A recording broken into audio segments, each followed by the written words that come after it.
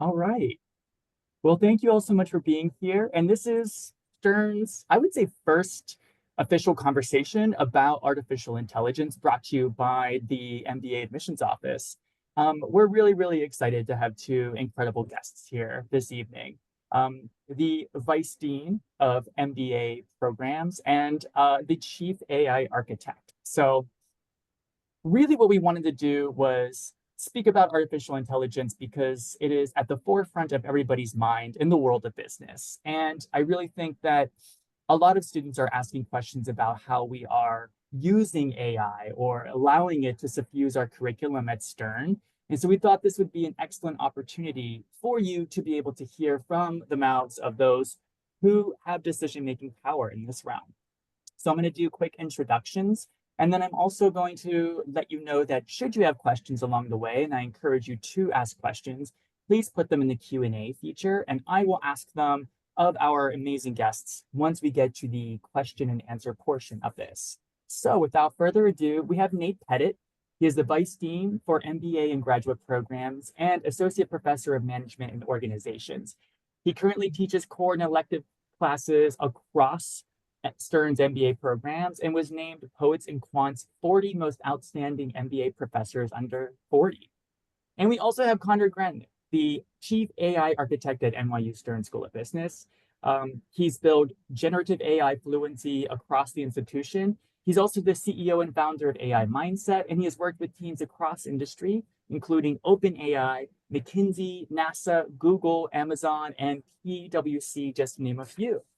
And we welcome them both here today. So Conor and Nate, thank you so much. And I will turn it over to you. Thank you. Thanks so much, John. Really appreciate it. This is fantastic because Connor, we don't get to talk as much as we used to. You're a very busy man, so this is great. We'll catch up on the kids and everything else at, I don't know, minute 12 or 15 or something like that. But Sure. we'll keep it we'll keep on task in the meantime. I think the one thing I don't think I've actually ever asked you this question, even though I saw I guess the consequence of it. And for everybody else that's on the call in the webinar, when OpenAI ChatGPT all of a sudden became available to the public, Connor went sprinting toward it. Like it ended up in a portal, and I don't know that he's like come out of that portal yet. And it's like whenever there's like a new thing that happens, you have sort of like the three classes of people. You've got the few intrepid few that just like sprint toward it, like the early adopters. But Connor, like even more than an early adopter, you were like, I'm selling the farm and I'm going in here. Then you have the people that are like they're curious and they're like sitting on the sidelines and they're like, oh, what's going on? I want to pay attention. I'll dip my foot in. I'll play a little bit, but I'm letting the other people kind of do it and see my way around. And then you got the people that are like stay off my lawn people who are just like, no, get me the heck away from here. Or what is this newfangled future I don't want any part of? And you're at Stern at this point, and it was such a cool experience to see and like see another human just feel like they became so immersed in something where so many of us, and I definitely fall in that kind of second bucket of like, I'm game for it. I know it's a thing. I want to be part of it, but I'm looking around and you're just like playing in the splash pool. Like, it's great over here. The water's fine.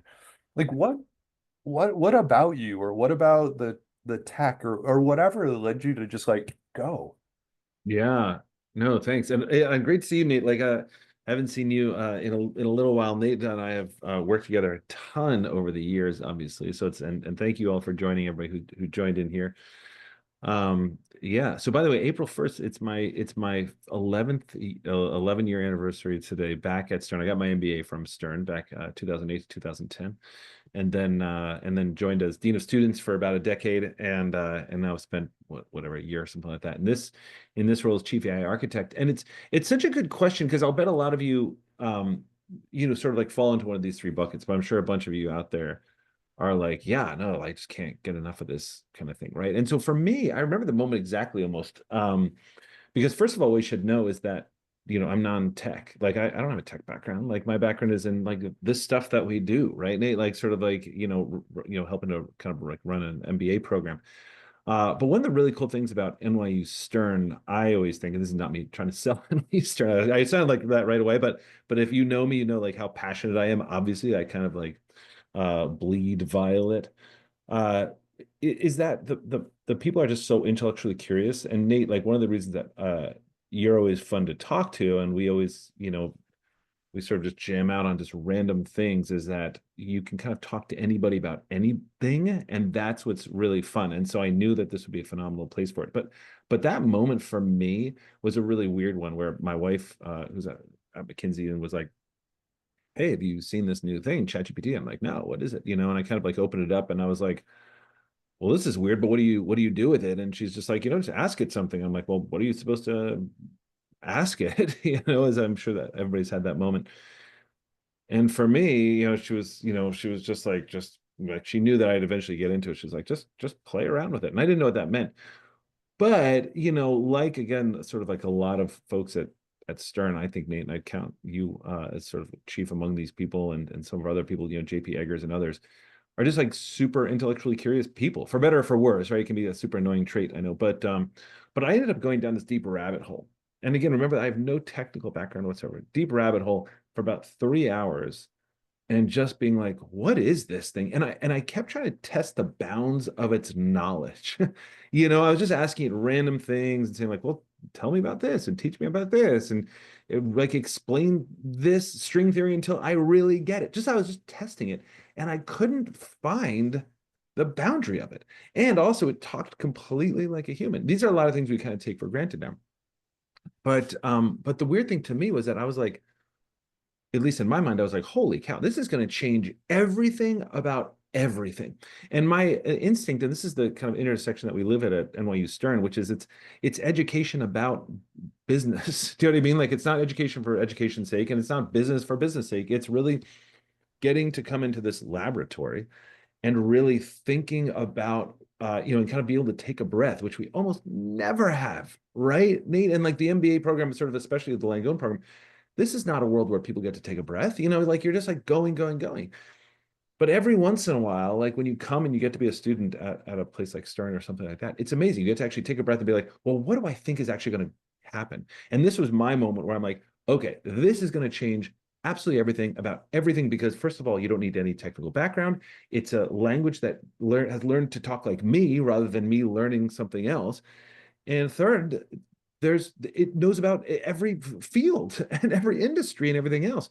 The mistake that I made, I don't know if it was a mistake, I just didn't understand at the time, was I thought that as soon as everybody saw this, they would kind of go off and running.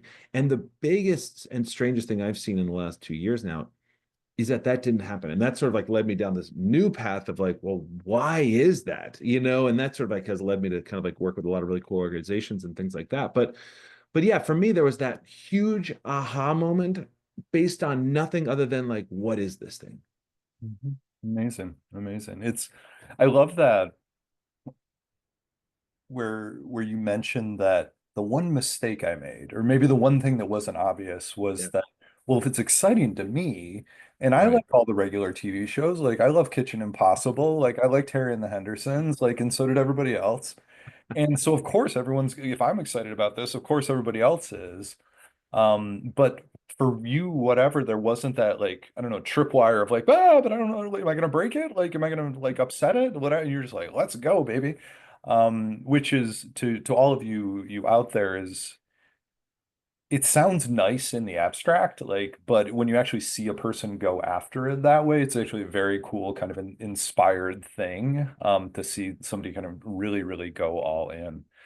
Um, I don't mean to turn it dark, but Yeah. one thing Do I it. wonder, like, questions often asked is around, well, what are some examples? Like, what's the new frontier going to be like? Blah, blah, blah, blah, blah. I mean, it's a little bit like, picking stocks or lottery numbers, or something like that. We can speculate till the cows come home, but we just don't know. But as you've seen, as more and more people have come into that first bucket, they've done enough waiting, and they're moving in to like, okay, I'm all in on this. I want to act. What are some of the big challenges that you see companies facing, either from kind of the technical implementation side of AI in their work, or on the psychological resistance side of some of the workforce in the adoption of this? Like, what are the stumbling blocks where this thing with so much promise, um, and much of that promise realized isn't fulfilled because of either a technical or psychological stumbling block? Yeah. So yeah, it's such a good question because as it turns out, at least, and this is sort of like based on 2 years of working and research and everything else, but like the whole friggin' thing is a stumbling block. Like that's the crazy thing to me, right? Is that uh so I've gotten to work again, sort of like with all these like big companies, but it all started just because I was trying to figure out use cases for us, right, Nate? You remember this? Or I'm like, so how are we gonna? Because the cool thing about Stern is that like, and every business school, right, is that like you have people coming from every industry, every walk of life, every part of the world, et cetera. But in everybody sort of like coming together and everybody's doing strategy. Like Nate teaches these phenomenal courses in strategy and everything else. But like everybody's coming into these things and learning it together. Do you know what I mean? Like, and bringing their own perspective. And I think one of the things that I've always like loved about how you teach, Nate, is that like you actually integrate all those perspectives to try to not to sort of like put it down into like one lowest common denominator of like, hey, this is generally what strategy sort of like should look like, but it's instead sort of like building on all of that and being like, hey, let's take something from pharmaceuticals and see what we can learn and how we can apply it to digital marketing and things like that. That's what I think is so friggin' cool about how you think about that. And this to me is that, right? It can translate across different ways of thinking and all that kind of stuff. This research project that was just done with Procter and Gamble like last week or whatever was this whole idea of like how do teams work together, and like you have an R&D person and then you have a marketing person, and the solutions that they were coming up with were really beautifully dovetailing because this is a tool that can kind of translate between those two things. Mhm. But when I was messing around with it, and now I look back and I realize like how, again, not naive, I just don't think I knew. But when I was going out to companies, I was just trying to do this for use cases for the MBA program, right? So I'd go out to like, healthcare, and I'd go out to hedge funds and private equity and everybody I could think of because we're super well connected at Stern, right? So I could just like pick up the phone and kind of call like presidents of all these like big companies. I was like, hey, listen, how are you using generative AI or ChatGPT? And they're like, oh, we're not really using it. I'm like, well, check it out. It's pretty powerful. This is like spring 2023, right? And they're like, well, how are you using it? I'm like, well, we're just kind of getting started, but like I've kind of like developed this basic framework for how we can think to teach our students a little bit and getting them to thinking about it differently and all that sort of stuff. And they're like, well, would you come over and show us what you're doing? And I was like, yeah, great, because then I can get those use cases and bring them back. But they were like, well, to get us started, can you kick us off with some use cases, right? So I'd be like, sure. So I'd, Google the top 10 things to do in healthcare or whatever with generative AI. And I'd bring that in. And after like an hour working with a senior leadership team, because again, being in New York, like, like we know everybody, right? It's, they'd be like, this is amazing. It's going to transform everything. And I was like, Connor, you are the greatest teacher in history. Do you know what I mean? Like I was walking out being like, you are the man. You just transformed this 10,000 person healthcare organization. And the crazy thing was, I would then check back in like a few weeks later, being like, okay, so what do you got? Like sort of like as if I was like planting some seed and composting the ground, and then be like, now let's get these so we can bring them back to everybody who's studying healthcare at Stern or whatever. And I got two answers, and the two answers that would come back were either, oh yeah, we haven't really used it since you were there. I'm like, really? Because we saw it together, I was demoing it. And so that was the majority. And but then every once in a while you have a few people being like, yeah, totally changed how I think about stuff. I'm like, great. What do you got? And they'd be like, well, these are the use cases. And they'd give me the use cases. I'm like, so those are the use cases like I gave you. And they're like, yeah, they're great. I'm like, I Googled those. Like, what do I know about healthcare? Right. So like, I was like, what is happening here? And it kind of got me thinking. That's when I started to realize, okay, whatever I'm doing, like I'm the worst. First of all, I'm the worst like teacher in history. Second of all, like, what am I doing wrong? Do you know? Because I'm like, you're showing these people, it's unbelievably easy to do. And it's not even like, you're teaching people how to do, yoga and like shocked that nobody now is getting up at 5 a.m. to do yoga, right? It's not even like that where your limbic system is actually fighting against like, no, I want like quick rewards and I don't want to, do painful things. This makes your life easier in everything. And so that sort of like led me down this path of this is not about the tool. You know what I mean? Like the tool is easy. The tool is only getting better and better. And the only other thing in the equation is our brain. Usually there's something in between, right? Usually there's a learning curve in between, right? So you have like your brain, and then you have, Excel, right? But in between, you have to learn how to use Excel, or your brain and calculus, but there's a learning curve in between. But once you climb that learning curve, and there's certain classes at Stern that are like that, but then there's certain classes at Stern too, which aren't really a learning curve. It's more just like you got to go do it, right? So like we have these phenomenal leadership classes, which you sort of like are intimately involved in because you've led our programs on that, and so you can speak to this better than I can. But leadership, you can learn all you want, but ultimately you got to get out and like actually do it, right? There's no substitute for it. And that's what it turns out this is. It's much more, as I say, it's much more like a treadmill than like Excel, right? Because like you could sell somebody a treadmill by like, oh, look at all these buttons, and it's the best treadmill in the world. I guarantee the best treadmill. And so you're gonna be like, wow, I got to get one of these treadmills. But then when you get it home, you're either getting on it or you're not. You know what I mean? Like, and that's sort of like, again, and correct me if I'm wrong, but this is how I've seen you do like leadership and things like that too, right? It's like, hey, let's see how much we can replicate. Then Nate, you've helped us put together elements of our orientation program too that have that leadership element, because it's one thing to just be like, leaders do this, but it's like, all right, let's put everybody, remember, like big picture, all these kinds of like cool giant activities where you actually put people in positions that cause a little bit of discomfort, and actually force them in real time to try to shift their behavior, because that forms that new muscle. And so with this, it's just a behavioral change. So that's interesting on the surface. But so what I've been trying to do over the past few years, and I think had some success at it at this point, is actually not just the TED Talk of like, isn't this interesting? It's about behavior and not about learning, and not a digital. It's change management, not digital transformation, but also like, how do we change behavior? So that's what's been interesting to me. Mhm. Yeah, it's so complex, and I hadn't actually even, sorry, the lights are going off in here. I hadn't even thought about the connection you made, but it really is just one of these like knowing doing problems. It's Yeah. like all the knowledge in the world gets thrown out and is useless unless you're actually going to implement it, unless you're going to be a professor. Right. That's a whole different case.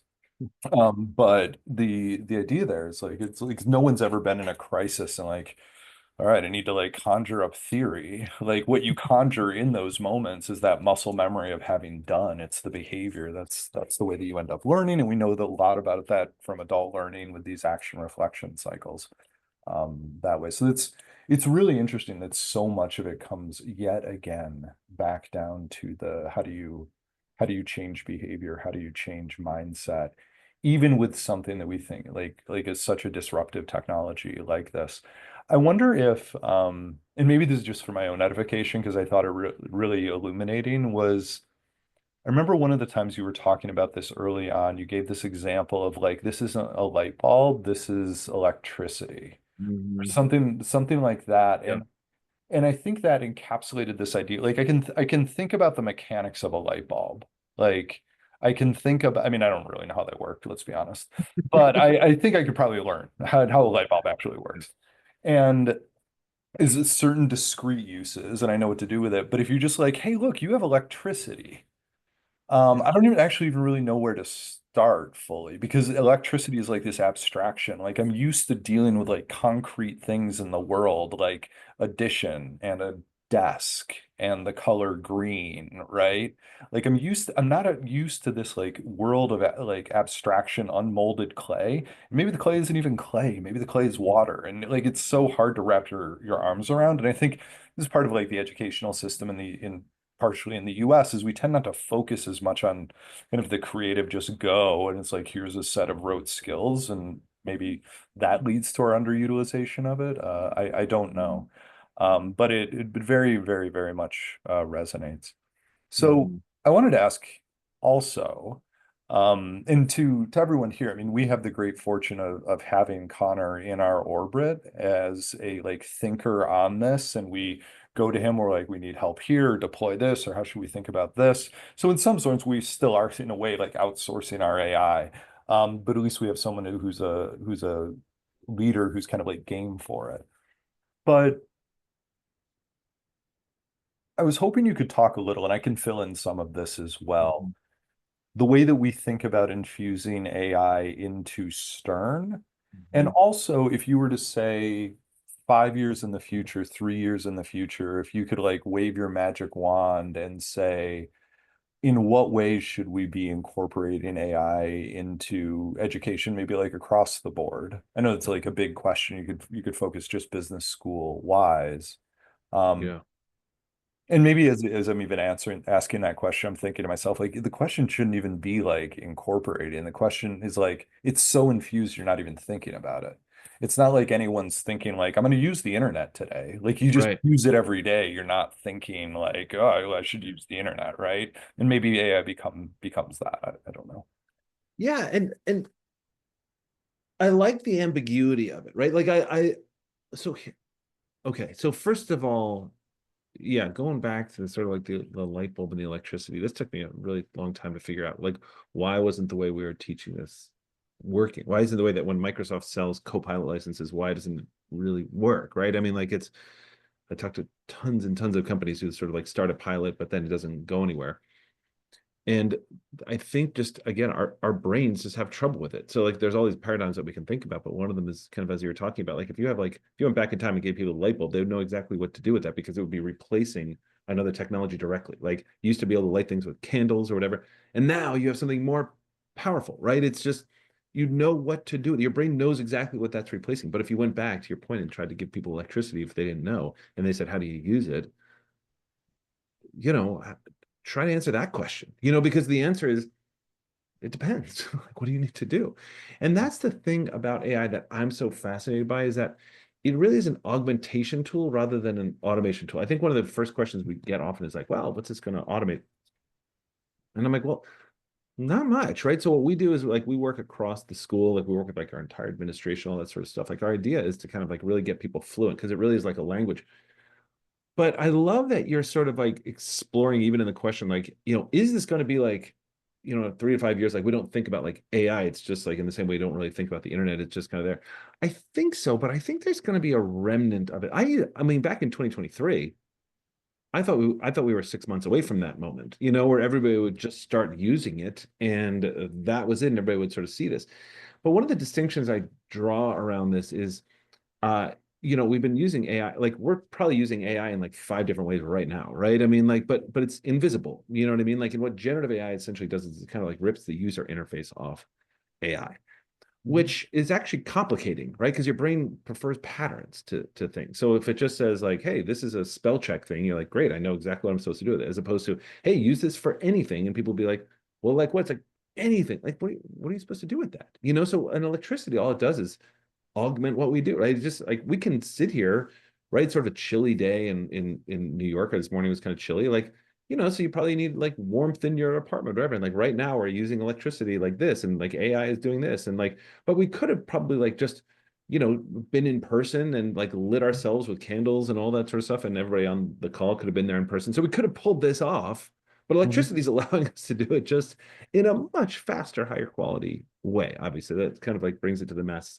And my question around AI is really this, right? So it's this idea of, again, even with something like Microsoft Copilot and things like that, it's trying to do two things at once. First of all, it's like it's a better Word, a better PowerPoint, a better Excel, but it's also a new way of thinking. So again, I was thinking that any moment now, everybody's gonna be like, well, we don't teach people how to use the internet anymore. But I heard you sort of like trying to, like, even in your question, trying to puzzle through something I've been puzzling through for the last year and a half, which is, well, are we going to get to that moment? I don't know, because Mustafa Suleyman, who's now the head of AI over at Microsoft, who started Google DeepMind and then he started Inflection. Now Microsoft has him. Has this amazing TED talk from last year, which he compares, you know, generative AI essentially to sort of like a new digital species, right? And I think that he's actually dead on that, because this really is more like a coworker than it is a software, because it answers you slightly differently every time.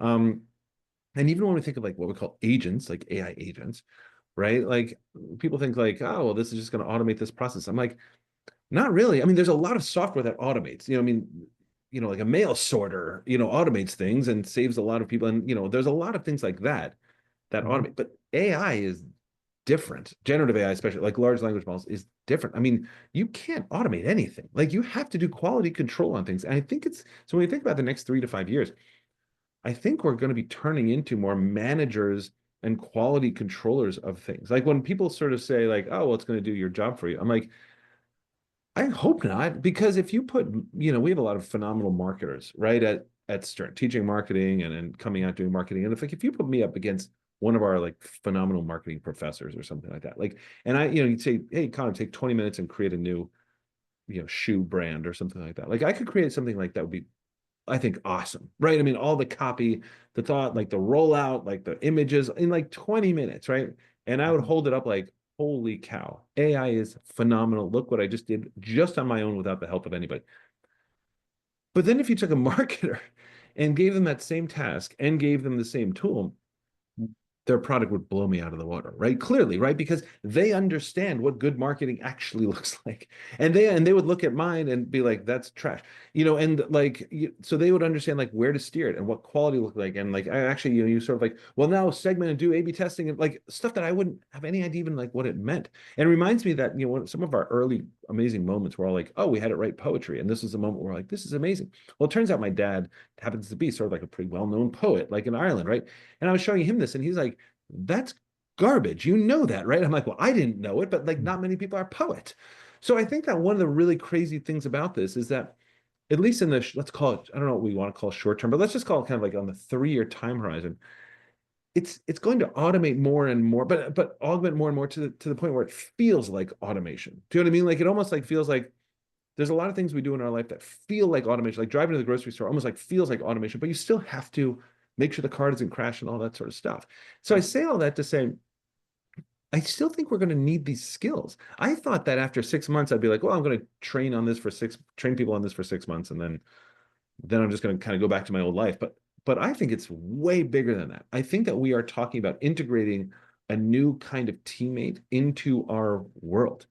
And so that has huge implications for that's what change management is. I mean, like you do a ton of leadership work, right? Now, like, I mean, you think about, a merger or something like that of like two different companies with two different cultures, like that's a leadership problem, man. You know what I mean? Like that has to be, and that doesn't go away just because we know where everybody's going to sit and everything like that. So I think that this is going to be an ongoing change management challenge as people start to adapt not only to new ways of working, but also a new kind of digital species. That's Mustafa Suleiman's words, not mine, but a new type of teammate. That's what's so interesting to me. Yeah,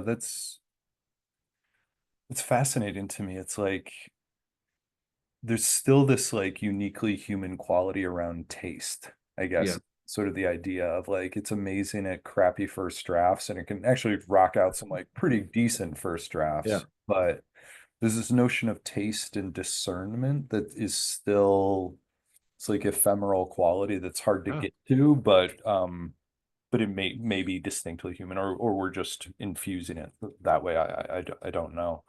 Um, interesting. It is well, let me kind of like transition a little bit just because I think we'll go for a couple more minutes and then open it up for yeah. questions. But maybe for some of the prospective students that are here, you work with obviously like deeply with Stern. You have some sense of like the business school landscape on these things. I wonder if there's kind of like good questions, like as students approach different schools and think about, how they're gonna spend if they want to go get an MBA or another graduate degree. Um,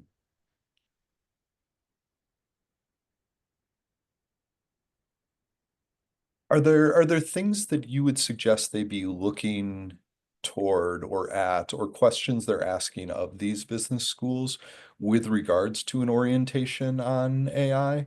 And don't feel like you have to be like a Stern rep on this. I'm mostly just interested in like No, what 100%. Connor's had on this because you think so deeply about these things. But is there like a statement out there where you're like, oh, that's a really exciting. If they're really delivering on that, that's great.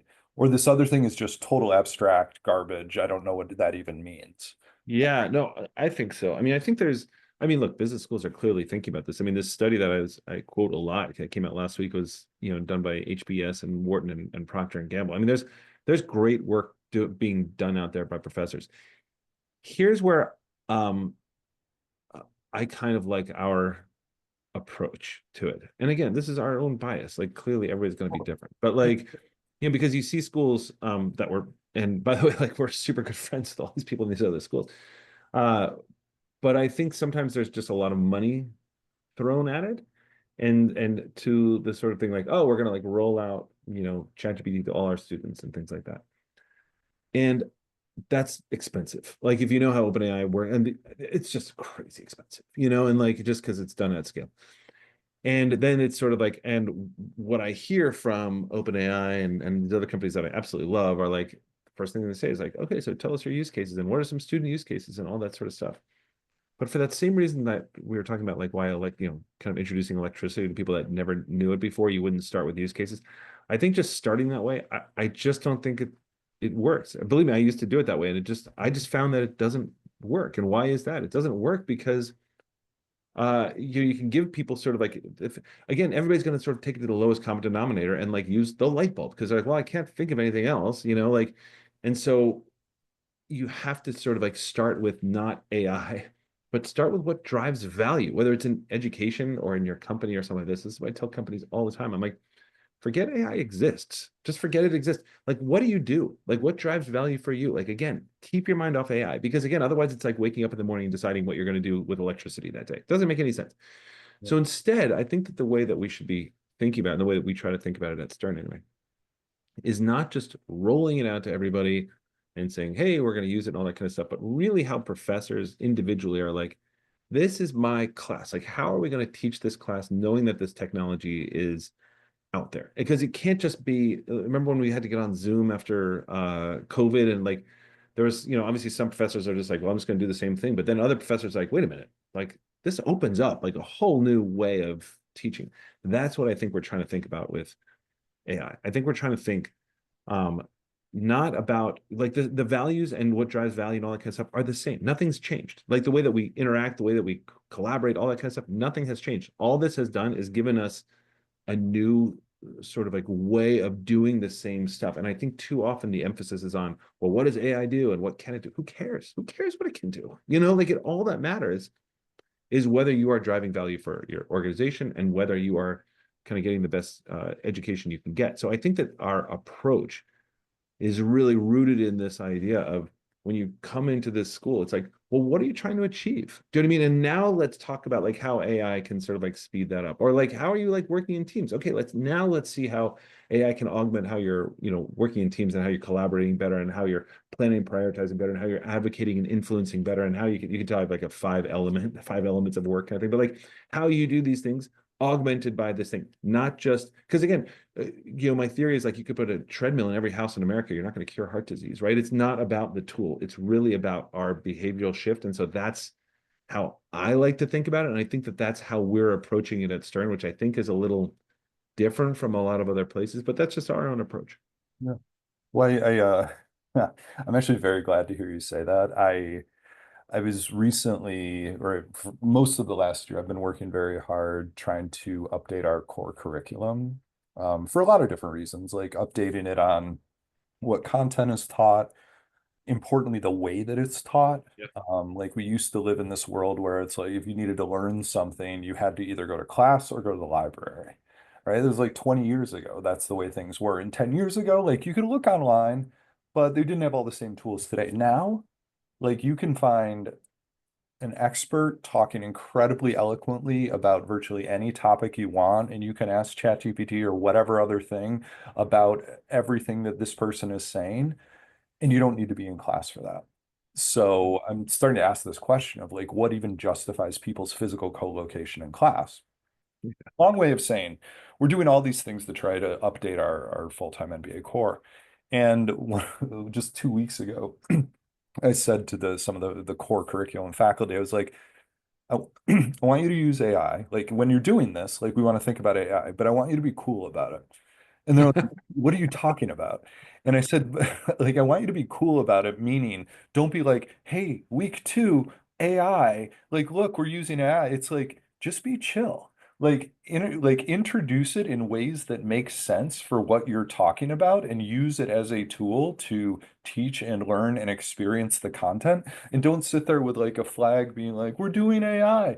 Just do it and be cool. Like, and it's kind of a piece of what you're saying. So I'm lucked into that one, I suppose. But Yeah, no, I agree. I love that because it's the thing that you learn after, over a decade at the business schools I've been, like, each faculty is their own person. Like, that's the really cool thing.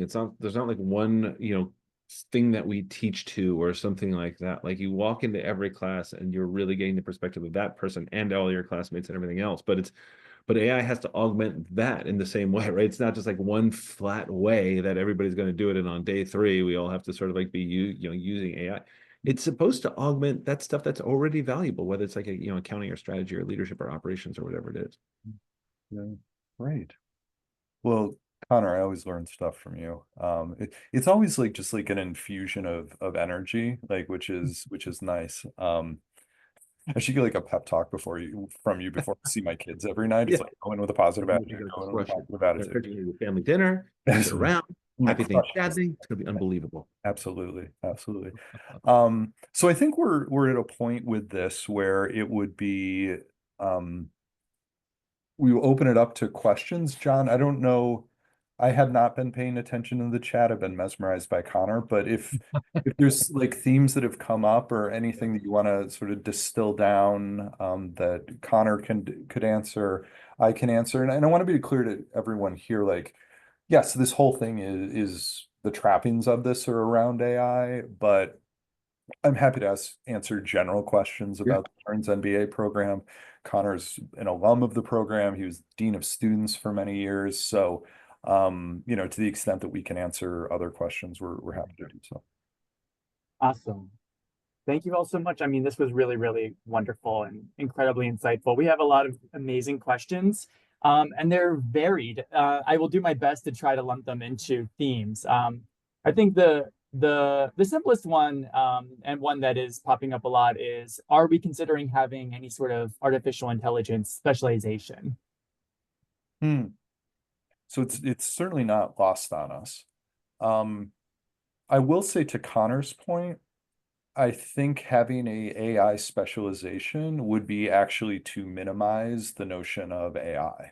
Because if it's supposed to be infused everywhere, then it's kind of the same idea. Like we wouldn't have a internet specialization, or we wouldn't have like a Python coding specialization or something like that.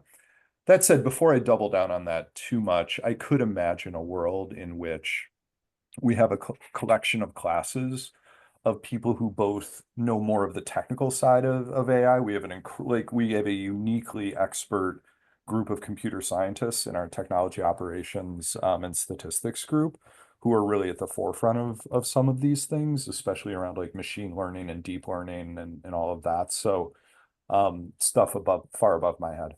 But I could imagine some of those classes, but also kind of like what Connor talks about is just the AI mind, like the mindset of how do you even approach this?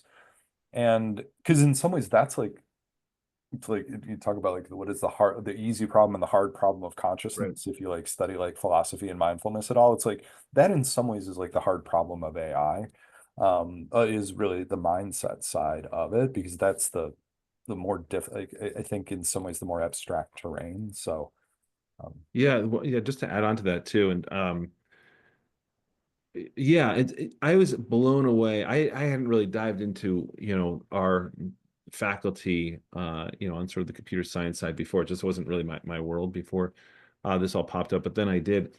And yeah, to Nate's point, like our faculty on computer science and AI are like top notch. Like I was like, holy cow, like we have some of the best people in the world. And I didn't realize that we did. I mean, it just wasn't my world. So yeah, so there's definitely like a technical side of this, right? As Nate is saying, like machine learning, deep learning, and like and how, if you want to go into, a kind of a product management type role around, AI tools or startups or something like that. That's certainly something that uh you'll find at Stern. That's not something, but yeah, I mean, I think that our vision here is, uh, and Nate, correct me if I'm wrong here, but like it's two things. Like first of all, we have to sort of like figure out AI in education. That's a beast right off the bat, right? Because as a lot of faculty just around like the universe are all like, hey man, students can now like cheat.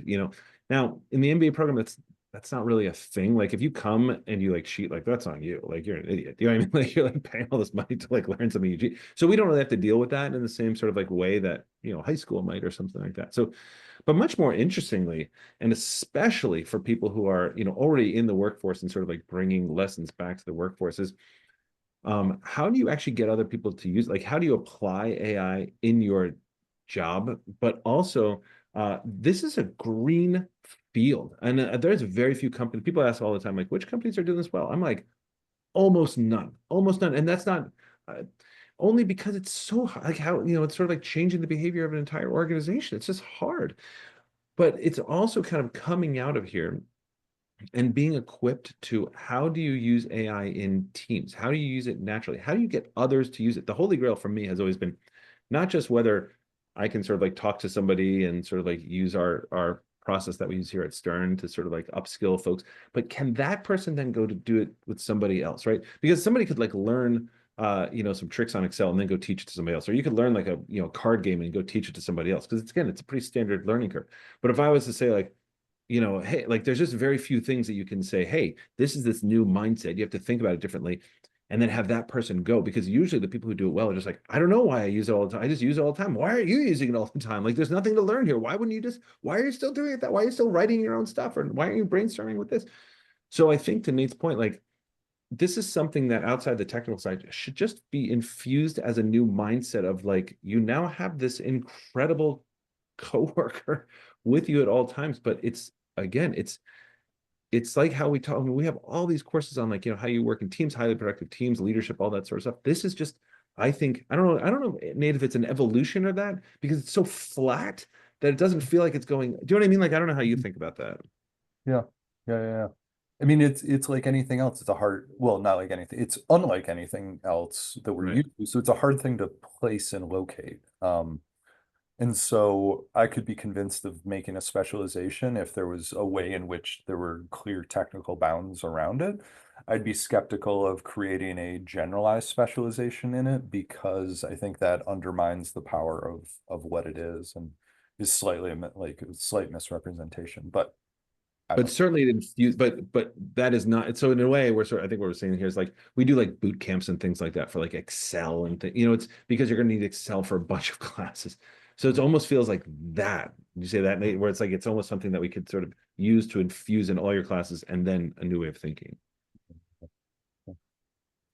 Great. You actually mentioned coworker, Connor, and that is something that is coming up in some of the questions. So when you think about this mindset geared towards artificial intelligence, is it more advantageous for a worker in today's reality to treat artificial intelligence as a coworker, or let's say more of like a mentor, something that's grander than that, that's helping to diffuse and kind of give us a lot of information from the outside world in a very concise way that we can implement immediately? Yeah, that's a good question. It's so really it's so funny. Like so much of this is, you know, a human issue, right? Like when you meet somebody, you know, instantly like whether they're supposed to be your boss or not, just by like the way they talk to you, right? I mean, like we have, you know, one of our favorite like Power and Politics, right? Nate? Like when we have these incredible classes that really talk about dynamics in the workplace, because these are real things. And when you start talking to a large language model, you instantly get the sense that all this thing wants to do is make you happy. So that's why I think of it as much more like a coworker. It's something that you know, I literally like have this on my, you know, on my computer because I constantly forget to use ChatGPT, right? So I need like the visual cues. So it's almost like I would say it's much more like a coworker that knows a ton about everything, but just needs to be well managed. And I know sometimes I hope we're past the stage of like, oh, don't anthropomorphize it or whatever. It's dangerous. I'm like, dude, you talk to your dog like a child, right? I mean, like, come on. Like, so it's, I think we can all handle what this thing is and what it's not. But I do think that if we can treat it like a teammate, it's really powerful. Now, the reason that's hard, just by the by, and this is some of the things that we kind of talk about at Stern, is that it's hard when we say treat it like a teammate for the very simple reason is that it doesn't look like a teammate. And your brain doesn't allow you to do that. It's what I call Google brain. Like you can't just like look at a baby and talk to it like a college professor all day long, right? Because your the way automatic, neural pathways and automation works in your brain is that just doesn't work that way. Your brain doesn't work that way. Your brain can't just like all of a sudden rename everything. Like right now, it's like when you sort of see like the words are like it's the word blue, but it's written in the color red and things like your brain responds visually to almost everything, right? So in that regard, we have to think about like, well, what do we mean when we say we treat it like a teammate? So what we ended up doing was thinking, well, what does it mean to treat something like a teammate? Because we think of, you do it so instinctively. And so when we do that, like we kind of created this like framework around this, right? Which I called like TARC, right? TARC. And the idea is like when you have like a new teammate, what do? Like you give that person like a colleague, right? Like you give that person a task, like, and let's say they're under you, obviously. You give that person a task, and you're like, okay, here's the task. And then to accomplish that task, you have to add a ton of context, like, hey, here's what good looks like, here's who the client is, here's how we usually write these things. You just have to give them context. And then they'll come back to you having done it. And then you refine that work with them, right? You're like, okay, so part one is great, but actually part two, you really, should be doing this. So you go back and forth and you iterate, and then it's done, right? That's what you do. Now we do it so instinctively that when we say like, do this, with a computer, like that looks like a search engine, you can't do it because your brain doesn't allow you to do it. So instead, what we've done is sort of like take what we actually do, build, I know it sounds very backwards, right? But like build it into a framework and then apply that framework to this just so you can kind of get used to it. Now the C is chain, because I think one of the things that we don't do is chain together tasks. It's one of the biggest misses that we use that happens when using large language models is that, again, our Google brain is very command, response, walk away, command, response, walk away. But with this, if you had a new teammate and you said, oh, that's amazing work, like you can go home now, they'd be like, it's 10:30 in the morning. What are you talking about? Right. So same with this, like you have to keep on, it's like, what's your next task? What's your next task? So I really think of it as a teammate that knows a ton, but really it has to respond to what you need to do. And that's the most important thing. So when people say, well, what should I use it for? It's like, what do you need to do? Like, that's it. Like, and so that's sort of like breaking it into that framework. And then secondly, like thinking about like just using it for, forget about AI, just thinking about like what you need to do, what drives value for your organization, what's going to get your workday done, all that sort of stuff. That's how I like to think about I don't know if it helps anybody, but I think about it like a really smart puppy, where it just like it really wants to please, it. right? And it's gonna kind of love you no matter what. Like I could yell at it, it's still just like nice to see you, right? Like just something where it's not fully gonna judge me, because in our brain, like we're not very good at this thing called the halo effect or the horn effect, which is basically the idea of like I look at everybody in front of me and I think, okay, well, our brain, that's too much information. I can't be like, well, that person's good at this and bad at this and mediocre at this and really good at this. And this person over here really bad in these two things and good at this and good at this. Like it's too much for us. So we oversimplify, and we tend to think of people as like better or worse. It's usually the two dimensions we think about people on are either their degree of competence and their degree of warmth. If we really, it's what's called Amy Cuddy's stereotype content model. And it's usually those are the two dominant dimensions. So the way that AI screws us up, well, we get screwed up by it, is that it's like the smartest person ever. And somehow it's like judging us, and I shouldn't do this or that or the other thing. No, it's just the smart puppy. It just wants to make you feel happy and it wants to help you. It will be whatever you need it to be. Yeah, I love that. Great. I kind of building on that in terms of how to use it effectively when it comes to Stern and the curriculum and how artificial intelligence is being used in a classroom. Is it primarily being used to help productivity in the classroom, or how to best apply it to industry? Yeah, real quick on that. So first of all, the interesting thing, and this is what you'll find in business school, is that every faculty like really is like they're here because they're good. Like Stern is, sort of like super fortunate to be able to attract top faculty, right? So each one is sort of like figuring it out and learning best practices and all that kind of stuff. So I think it varies from class to class. But Nate, I don't know if you have sort of like more color on that. Yeah, no, I'm happy to dive in where I can. Um, so yes, to Connor's point about class to class. And even, you add that other dimension, is it here's how to apply it to work, or here is the other dimension, and this is the way that I use it primarily in class, because I'm mostly teaching leadership, organizational behavior, things like that, is I think, how can this help me teach the content, not use in Right. the workplace? So for instance, imagine the following, like I have to have a really difficult conversation with one of my direct reports, and that person manages 10 different people, and I've heard this thing, this thing, this thing, this thing. And I will like type, like I'll ask my students to do this. I'll give them a basic scenario. And I'll say, I want you to have ChatGPT lay out the scenario for them and tell ChatGPT to take that this person takes on this particular persona. They tend to be like very nice, but they're kind of a little bit passive aggressive and a little conflict averse. And a couple of their hot buttons are this and this. And I just tell it that, and I'm like, okay, do the conversation with ChatGPT. And so it gives you these real life, like you say this to it, and then it comes back and it has a response. And then you do it again and it has a response. And then I'll be like, okay, great. Now what I want you to do is change this detail and also change this feature of the personality and do the whole thing again. Hmm. And it's back to this idea of like getting reps. Now, everyone knows that you sit there and you know you're not talking to another human, but you get wrapped up in it. And I think of it a little bit like, I hope this isn't contentious, a little bit like a vaccine. So the idea, like with a vaccine, you don't have to hit the right, like the exact variant. If you get close, it can give you adjacent coverage. And that's kind of what I think of. It's almost like offering like a managerial vaccine. You might not hit the exact scenario you're going to get in the workplace, but if you get kind of like around it, it's going to give you adjacent coverage to these other things. So you're like, I don't know, managerial immune system will be primed to deal with things like that. And that's just my own use case for it. I'm going to steal this analogy, Nate. That's Yeah, go. fantastic. This vaccine, like, coverage, it's incredible. Anyway, sorry, go on, John. There's actually a few different questions about the ethical implications Yeah. of AI and specifically how Stern is grappling with that.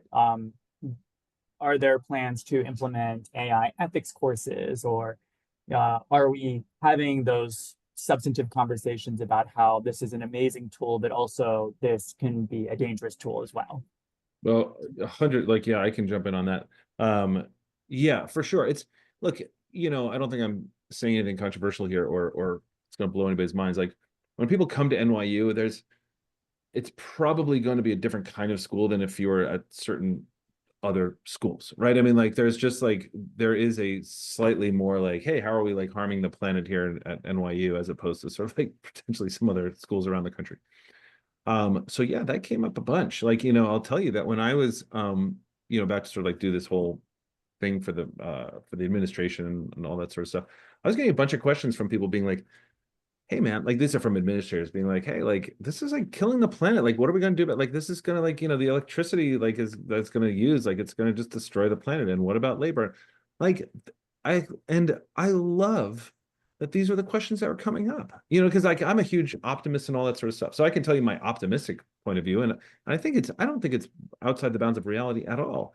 I think that AI is probably actually going to solve a lot of these problems, and not for any kind of, not because we live in a utopia where everybody's like, but just because like these giant AI companies need to solve these problems, like they need to solve the energy problem. They have to in order to build. And so I think that this is actually going to do wonders for at least, energy and stuff like that. Now, but what about labor? What about a lot of things? And by the way, I don't mean to sound naive. Like I think in the short term, there's just this thing uses a ton of energy. I think that's a huge, huge problem. So a couple of things, right? I mean, like, first of all, I think that this is part of a cost to me that we sort of like have to pay in order to keep up and to have our country sort of like be top at this and to be sort of like in control of this. And I also think that it's sort of like anything else. Like, I mean, you're flying airplanes and flying cars, and I don't want to do like whataboutism, but definitely like there are trade-offs in this world. And I think this is I think this feels like a positive trade-off to me personally. But the other thing around this is, ethical. What about guidelines? What about like, how we use it? Like, what about cheating? What about all these things? These are things that we're sort of like wrestling with one by one. There's not like one big sort of, and Nate, right? It took us a while at NYU. NYU is huge to come up with like a set of guidelines because we're like, well, what do you tell people? Like, do you tell people not to use it, even though it's going to be instrumental and critical and like a cornerstone to how they're going to be working in the workforce in the future? You can't just shut it off. It doesn't make any sense. So I guess all that is to say that we are grappling with these things because they are worthy of grappling with. And I don't think that there's one easy answer to it. So I think it's sort of like almost on a case-by-case basis, but certainly climate and certainly like ethical and certainly with labor, because it's really going to disrupt labor. But the other thing is that why can't we be at the forefront of solving those problems? Like that's how I think of Stern. And when if you have the opportunity to come to Stern, or if you're interested in it, like that really is the vibe of the school. That's why I love the school. Like, why can't we use it to solve those problems? But anyway, maybe that's overly Pollyannic, but I don't know. No, I mean, all I would add to that is that um I I'm not like a, huge optimist. I wish I was more of a like half class full person. I think my life I'd be happier on a day-to-day basis if I was. But I mean, I will say this is a moment where like some of these things, I'm very proud to be at Stern. And part of that is like we have a Center for Human Rights at a business school. We have a Center for Sustainable Business at a business school. And we've been early to those. We have an entire business and society program, which is tailor-made to grapple with these types of questions. So I don't, I see my position as putting the smartest people in the room to and make sure those discussions are had, and make sure that we listen to the smartest people in the room when we are making policy changes, if at all, for these things. So I feel very, very good about the bench strength that we have at this school. And for me, it's a point of pride. And it's not to knock any other school. I know Stern better than I know any other business school. There's wonderful things happening at many business schools across the United States and across the world. But I can say I feel very good about what we're doing here at Stern, or the people that we have here at Stern. Thank you so much. I'm going to ask one final question and then we will call it an evening. But I think this actually really builds onto what you just said, as, being at the forefront of using artificial intelligence in, a good way, some perceive it as a bad way, whatever it might be. Do you think that now is a good time to go to get an MBA because we are at the forefront of this new technology? Or is it evolving at such a rapid rate that one should wait and kind of maybe go to an MBA program when the artificial intelligence technology is at a point where it becomes absolutely critical to understand it and use it effectively to maintain relevance in the workplace? Yeah, I'm super quick on this. Like, again, clearly I'm biased because I'm out of business school. I will say this: I have not always told people that it's good reason to like that you should be coming to business school. Like, I talk to each individual case, all that kind of stuff. But I'm telling you, please believe me, I've talked to tens of thousands of people on this, genuinely. There is a green field here for you to claim, a green field to come in and change business right now. I'm just telling you, like, it is about to change. Organizations aren't doing it. Senior leadership isn't doing it. Everything is about to change in the next 2 or 3 years. And if you are not ready for that, prepared with artificial intelligence and prepared with sort of like what an MBA program could give you, you are going to be behind. There's an opportunity here to get at the forefront of this. I'm absolutely positive of that. I mean, I want to be clear. It is always a good time to get an MBA. Jokes aside, like, I mean, I mean, it's a huge decision. I would not recommend like getting an MBA to everyone. Like, Yeah, me neither. beside, given, regardless of who writes my paycheck, right? That it feels like that would be irresponsible. But I guess I want to like dig into the question a little bit more and go back to kind of like some of what Connor was saying at the beginning. I don't think you want to outsource AI to your business school education. I think you like want to think of this as like there's no barrier to entry if you have a computer screen or a freaking phone, which we all do, right? Like there's no barrier to entry there.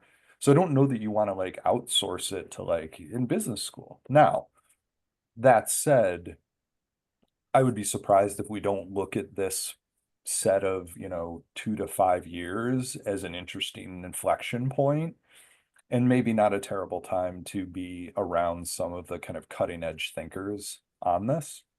That's my suspicion. I've been wrong plenty of times before. Conor Grennan, Nate Pettit, thank you both so much for this really wonderful conversation. And thanks to everybody who attended this. I think that this was really rewarding. I learned a lot, and I think many people did. There were so many questions, and they were really insightful. So I apologize if I didn't get to all of them. But thank you all so much for being here. And Nate and Connor, this was a joy. Thank you so much for lending your time with us today. We really appreciate it. Thanks, John. Thank you, John. Thank you, Connor. Really, really appreciate it. Yeah, great to see you, Nate. Have a good night, everybody. Thank you so much.